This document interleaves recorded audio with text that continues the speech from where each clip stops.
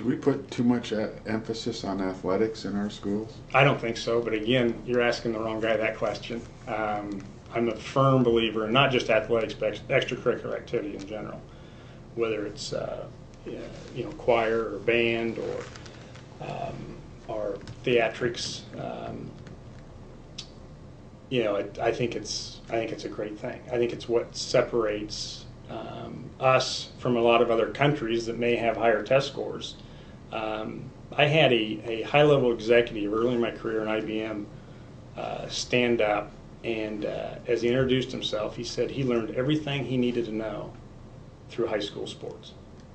He learned how to compete, he learned how to lose, he learned how to win gracefully, he learned how to work with others. A lot of the same soft skills they talk about with new tech, right? I learned that in athletics. Of course, I grew up in a home with a father that coached and went to a lot of ball games, but I think that whether it's competing at the state band contest or choir contest or state basketball tournament, I think those experiences are great, and I don't think we overemphasize extracurricular activities. Do Rochester schools provide adequate academic vigor? Are they tough enough? I think they are. We can always be tougher. It's a challenge. Certainly, you have a lot of different students at a lot of different levels. I think right now we have 28 and 29 kids in our fifth grade classrooms. So to provide vigor for maybe the top 2 or 3 kids in that classroom that are 6 months ahead of the next 5 or 6 who are 6 months ahead of the 20 behind them, that's challenging, certainly.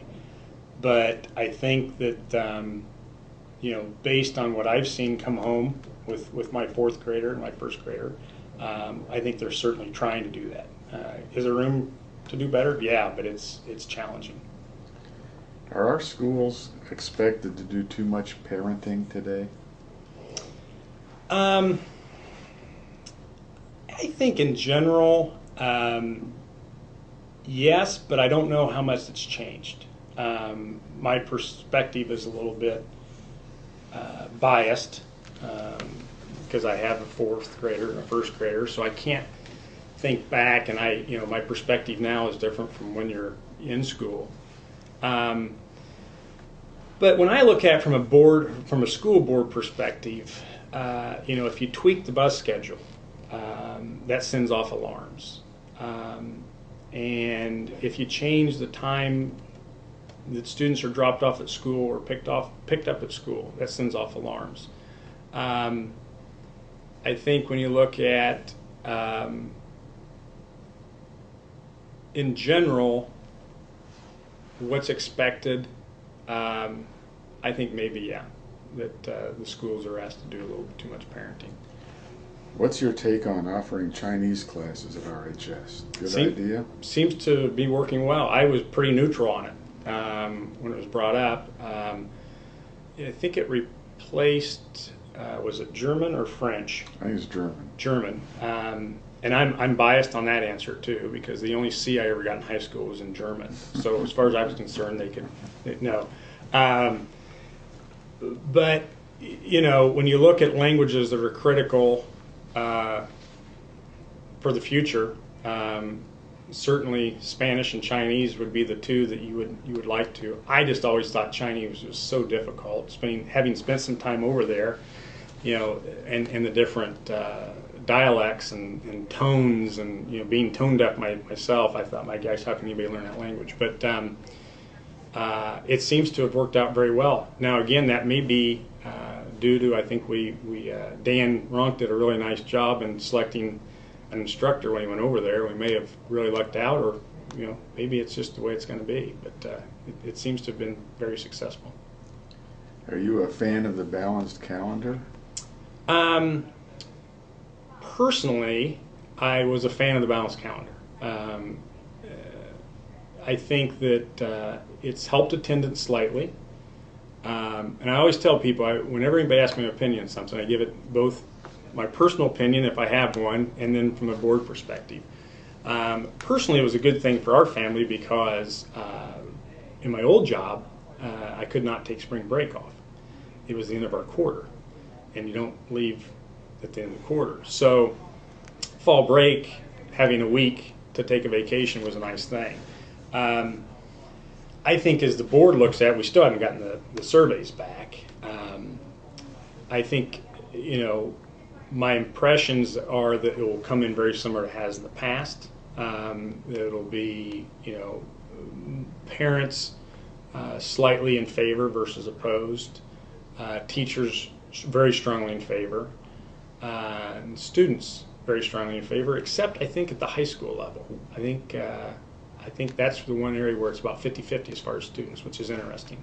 I contend it's because the seniors want to be done as soon as they can be done, which, you get. But, I think it's a good thing. I'd like, personally, I think we could tweak it. The other board members will cringe, but I always contend that 2 weeks in the fall is too much too early. So you're just getting going, and 2 weeks is a lot. So I'd like to see that be a week, but we'll see. Last question. If you could magically make one change in Rochester Community Schools, what would it be? Oh, that's a good question. Magically, ask me the question one more time. That's how I'm a by time, see. Okay, you have a magic wand, Yep. fairy dust. You just sprinkle that on the, Yep. and some change is going to happen to Rochester schools. What would it be? We have all the money we need. That's the most difficult thing, is especially now as budgets are being squeezed again, and this board, prior to having, and I didn't have anything to do with it, but this board administration has done a very good job, and I think they've been very due diligent in managing the bottom line, which is, you hate to talk about bottom line when you're talking about kids. And I always argue with people, schools, it's not a business. There's a lot of business aspects, but you can't look at it the same as you can a business. The goal is to spend every last dollar you've got in the most productive way you can. But you've got to carry your budget. You've got to have some surplus. So money is the one thing that I think there's some great things we could do if we weren't continually being cut. Okay. Thanks for spending some time with Sentinel readers. Thank you, Bill. Appreciate it. Okay.